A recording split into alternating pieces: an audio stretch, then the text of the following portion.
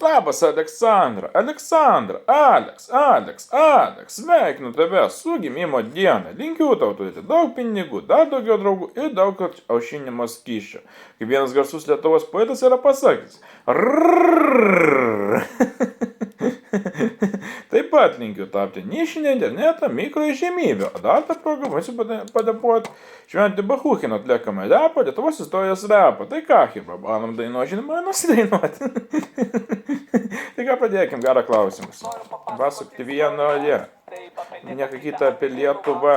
Viskas sulieposiu nuo pradžių, nuo seniausių amžių. Tava daugiau nei 1000 metų.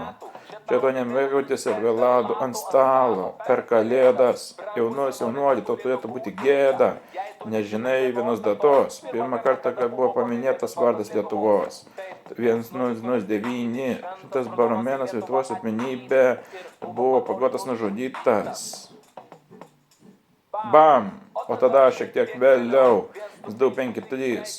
Tačiau tai vyko labai didelis balius. Ta Mindė tapo Lietuvos karalių. Mindė! Jo, visi sakom, jo, Mindė!